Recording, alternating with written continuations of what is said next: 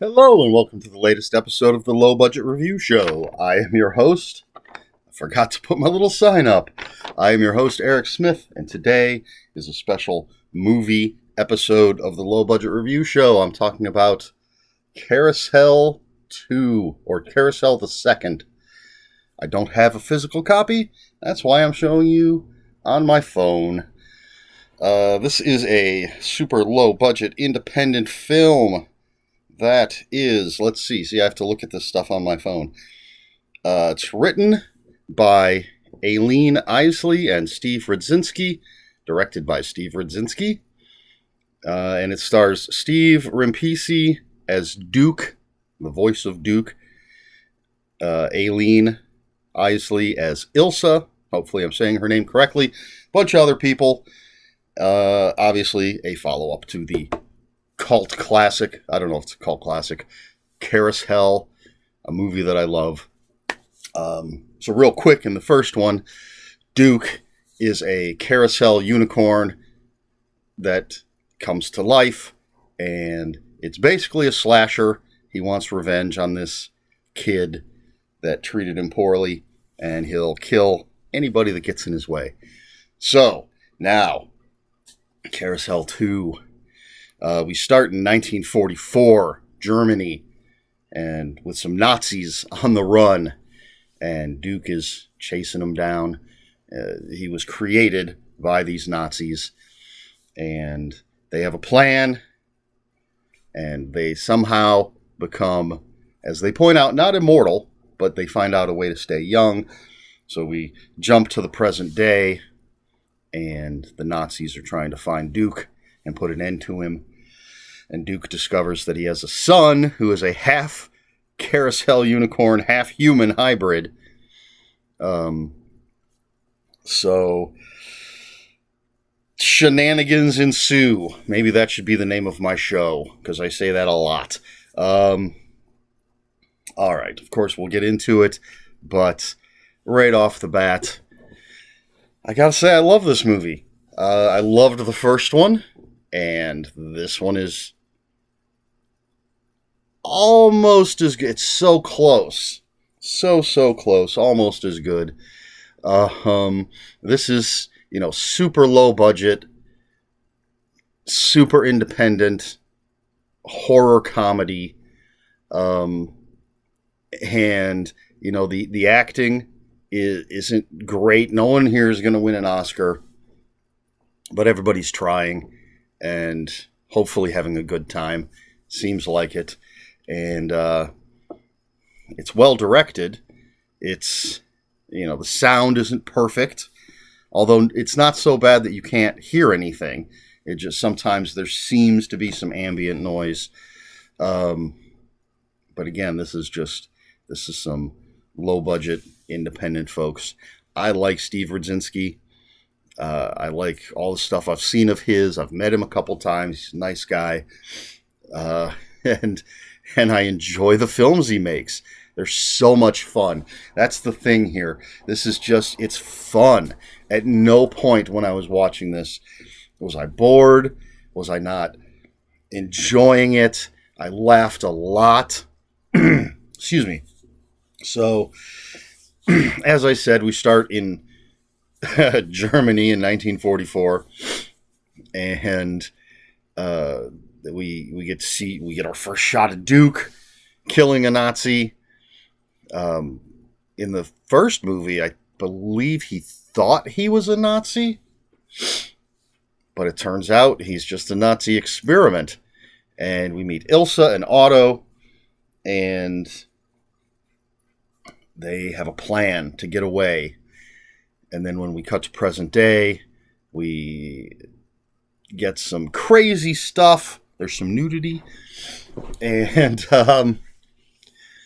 then we get Duke in a voiceover. He's driving a car, which is fantastic.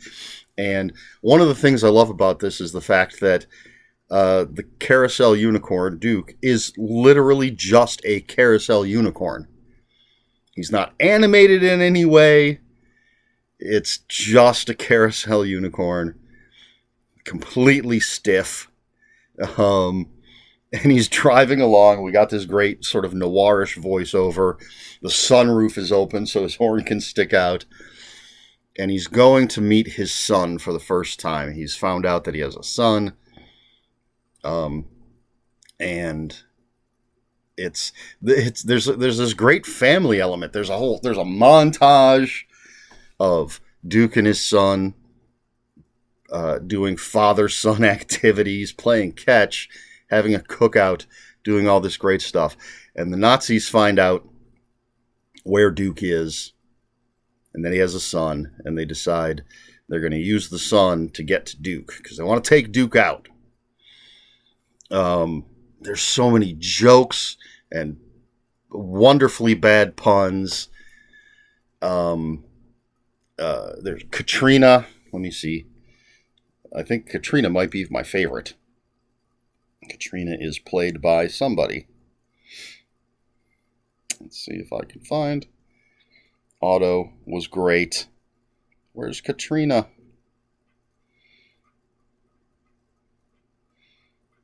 Rebecca Reinhardt. She was fantastic. Beautiful young woman. Who did a great job as this decades-old Nazi who's obsessed with social media. And her brother, and I don't remember her, whoops, didn't mean to click on that. Her brother, I don't remember her brother's name, but he is great. He's undercover. He's got this character quirk, for lack of a better term, that's absolutely hilarious, just sort of a running joke. The special effects range from bad to pretty damn good. There are a couple gore scenes that are really, really well done. Very impressive. And some good kills. And I love the fact that despite being a unicorn, Duke never uses his horn to kill anybody. I think maybe there's one horn kill in the first movie, but there are none in this one. I mean, this is, again, a CarousHELL unicorn killing people with guns, a hammer, gardening shears, a hand grenade, just all sorts of different stuff. The CarousHELL unicorn human hybrid is a puppet, I guess, is what it would be.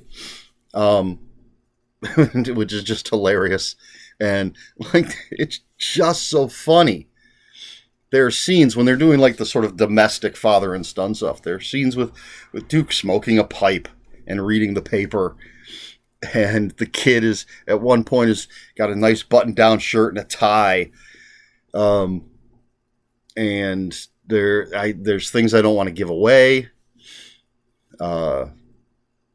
Like the connection. There's a connection between... the kid has been adopted by this woman. Excuse me. And there's a connection between her and Duke that we'll find out.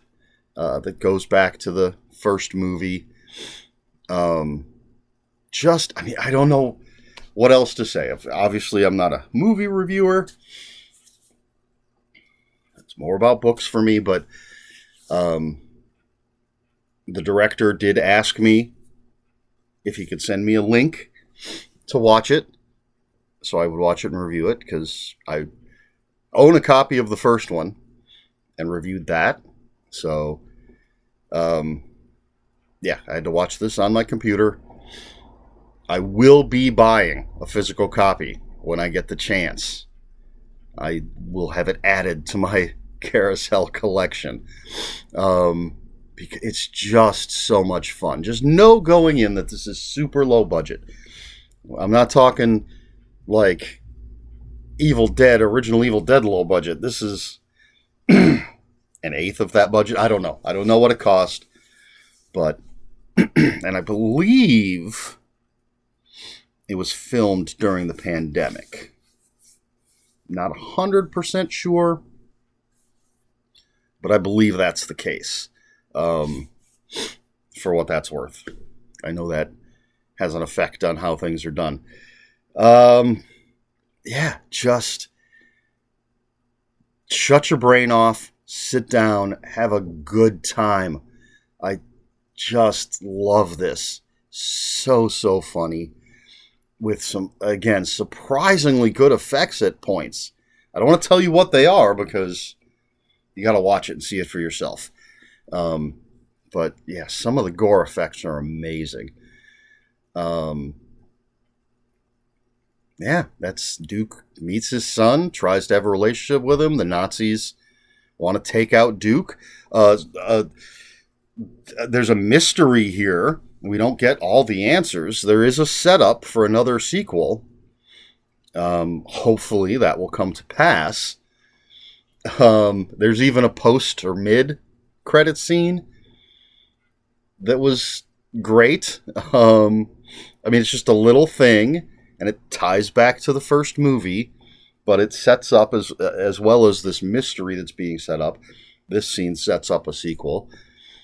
So essentially, I guess I can tell you this. We learn that Duke is not the only Nazi experiment out there.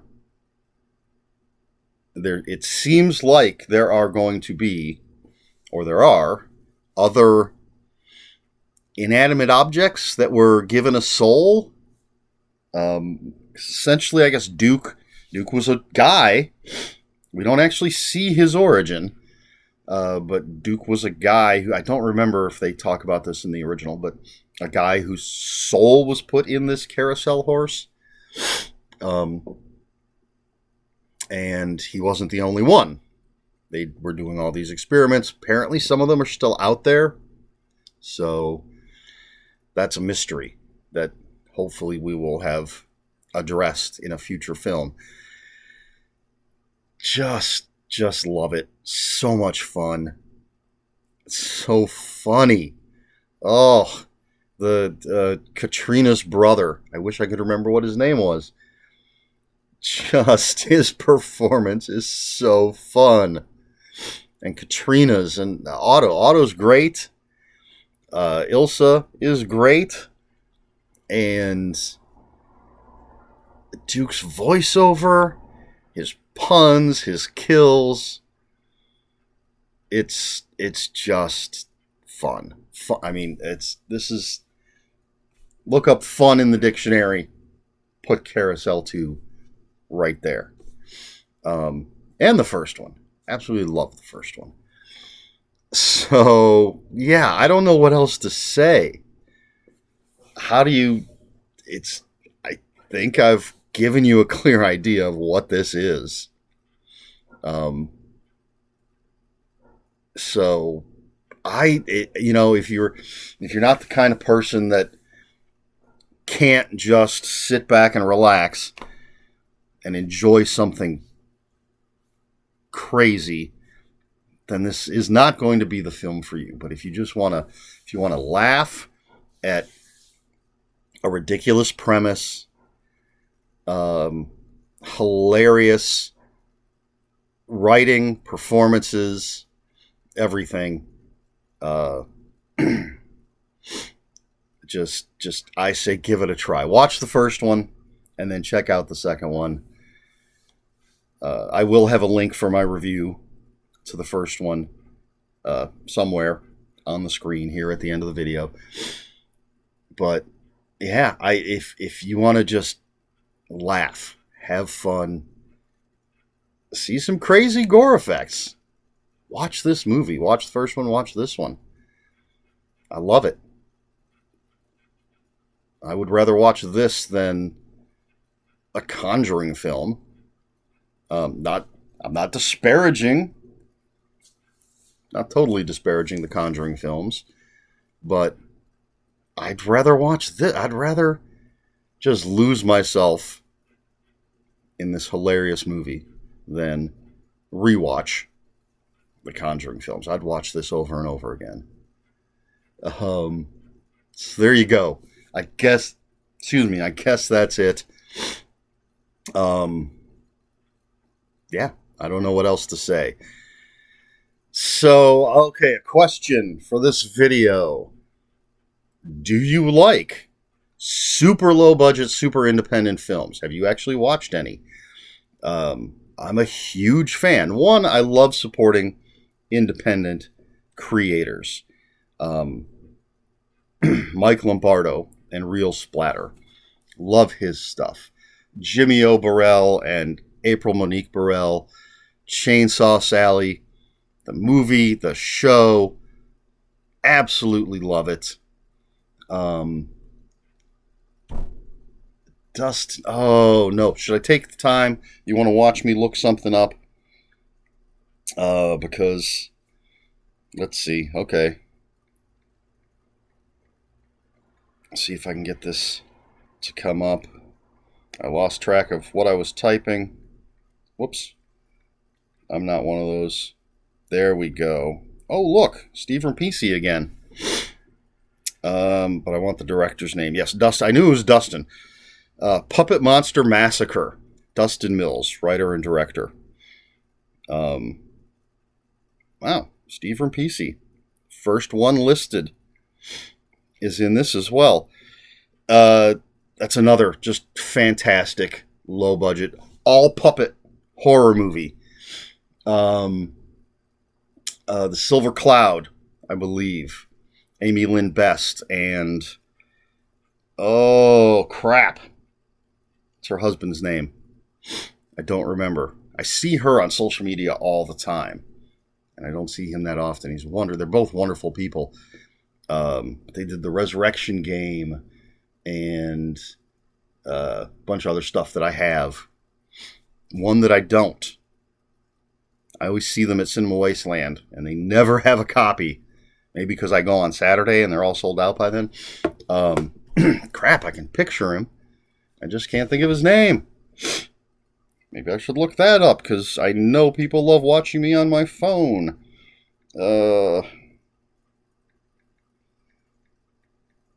Let's see. We'll go with this one.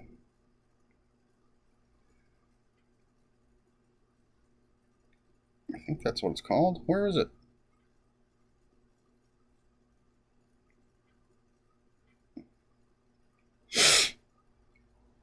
Here we go. Mike Watt. Oh, all right. Yes, Amy Lynn Best and Mike Watt. Happy Cloud, Silver Cloud, something. Productions. Oh, Feast of Flesh. Love them. Love their movies. So, yeah. This has sort of become a referendum on. Anyway, do you watch that kind of stuff? Do you enjoy that kind of stuff? There's a I don't know. There's a line where you have things like this. You have things like the Resurrection Game, CarousHELL, Puppet Monster Massacre, early Mike Lombardo. He's moving up in the world. They're super low budget and they're entertaining. It's that low budget, I think, that's part of the appeal. But then there's a point, there's a tipping point where I don't know if it's a matter of the budget has gotten a little too high, and so the movie doesn't work because I don't know. I can't explain it. There are low budget movies that don't work, that are horrible. Just horrible. They're not entertaining in any way. Not even, like so bad they're good kind of thing. But so I don't know what the formula is for making one that's worth watching and one that isn't worth watching. But you got to find, if you can find these gems, I highly recommend it. So how do you feel about that? Do you watch them? Do you like them? Do you have a favorite if you do? My favorite has always been Chainsaw Sally. I watch it every year. but I rewatch these, all of them, so much. Puppet Monster Massacre is right up there. CarousHELL is right up there. And I have multiple movies by these people. Easter Casket is another Dustin Mills. And they all seem to be in generally the same area of the country. But anyway, all right. This has gotten way too rambly. Just answer the question if you can. So, if you have any comments, questions, or corrections, put them in the comments below. Comments are open for spoilers. Just post a spoiler warning. We try to be polite here on the Low Budget Review Show. Please like, share, and subscribe. If you'd care to follow me on other social media, my Twitter is @Ronin5757. My Instagram, where I post pictures of books, comic books, board games, and fuzzy animals, is EricSmith5757. That's Eric with a K, ERIKSMITH 5757. That's all I've got for you today. This has been the Low Budget Review Show. I have been Eric Smith, and until next time, read more books.